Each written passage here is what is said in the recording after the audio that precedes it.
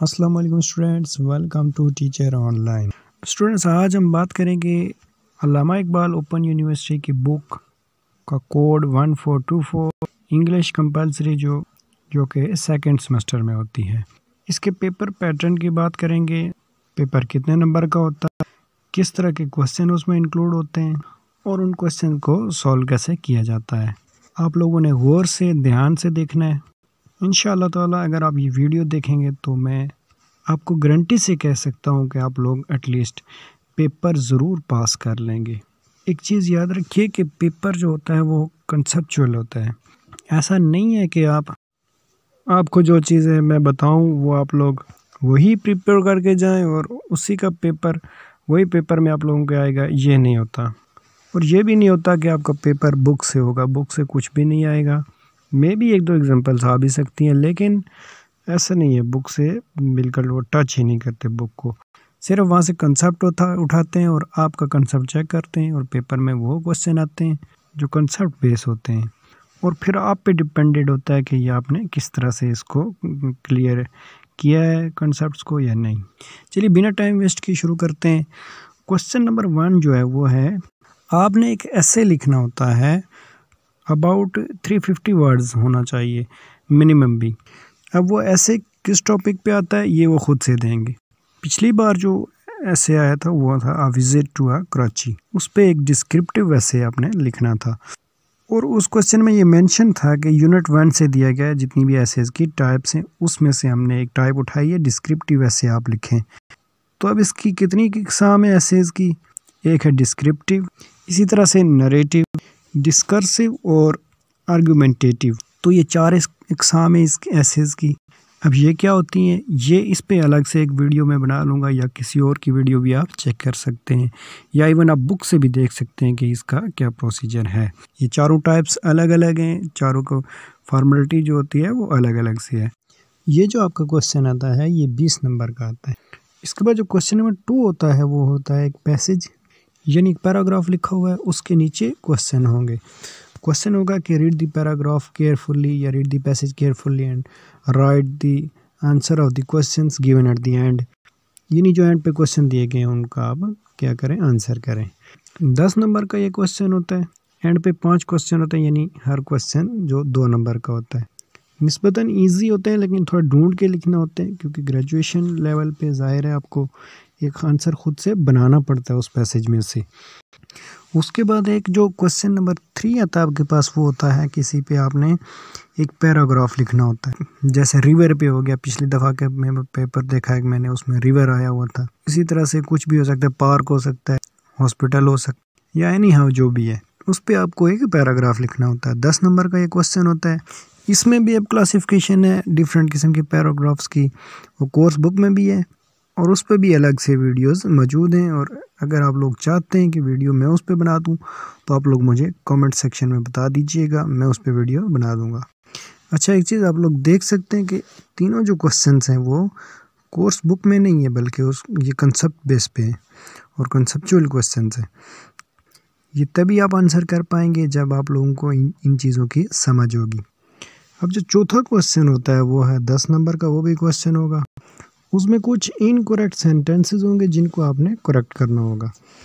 बड़ा easy question है ये, सिर्फ अगर आपको टेंसेस वगैरह क्लियर है आपके तो आप इजीली ये कर पाएंगे और थोड़ी बहुत आपको वाहिद जमा की पहचान है तो आप लोग कर सकते हैं। ये टेंसेस पे मेरी तमाम टेंसेस पे वीडियोस मौजूद हैं, आप लोग देख सकते हैं। टेंसेस इजीली आप लोग सीख सकते हैं, इंतहाई ईजी वे में मैंने डिस्कस किए हुए हैं टेंसेस। इसकी मैं आपको मिसाल दे दूँ, the crowds was very big, यानी क्राउड बहुत बड़ा था। तो ये जो क्राउड्स आया हुआ है ना, एस नहीं आएगा इसके साथ, the crowd was very big. दूसरी मिसाल, the class studying grammar rules. तो स्टडिंग देखा आपने, STUDYING, यानी स्टडिंग पढ़ रही है, सीख रही है ग्रामर रूल्स को। द क्लास ग्रामर रूल को सीख रही है, तो रही है, तो इसके साथ क्या आएगा, the class is studying grammar rules. तो इस तरह के छोटे छोटे सेंटेंसेस होते हैं, उनको आपने करेक्ट करना होता है। अब मैं आपको यहाँ हज़ारों भी करवा दूँ तो मुमकिन है कि उसमें से कोई एक भी ना आए। तो इस वजह से सिर्फ मैं आपको ये सजेस्ट करूँगा कि आप लोग रूल सीखें, करेक्ट करने का रूल सीख लें, टेंसेस आपके क्लियर होने चाहिए, तो कोई भी प्रॉब्लम आपको नहीं होगी। इसके बाद है क्वेश्चन नंबर 5। इस क्वेश्चन पे आपने खुसूसी ध्यान देना है। ये क्वेश्चन आपका रोज़मर्रा जो करंट अफेयर्स जो इनको आप कह सकते हैं हालात हाज़रा के मुताबिक होगा। तो कुछ भी जो ट्रेंड चल रहा हो आपको उसको फॉलो करना चाहिए।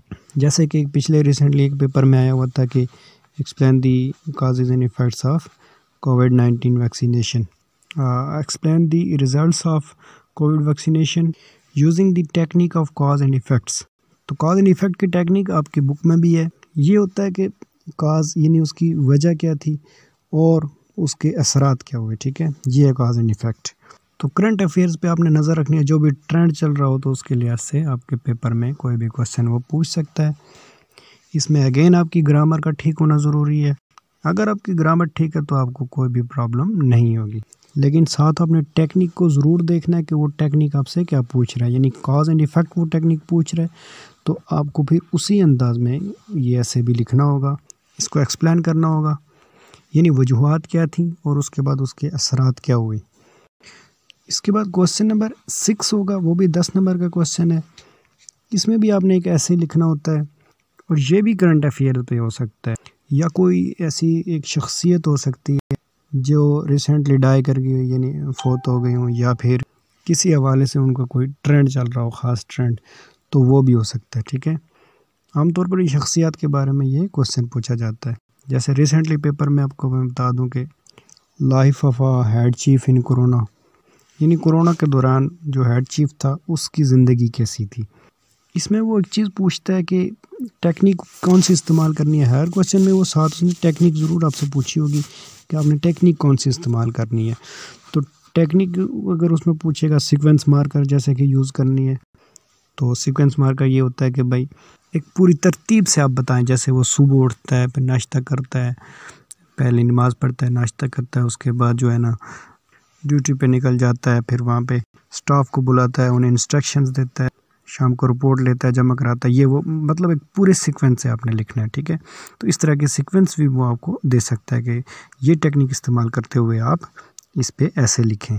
तो 10 नंबर का ये क्वेश्चन भी होता है।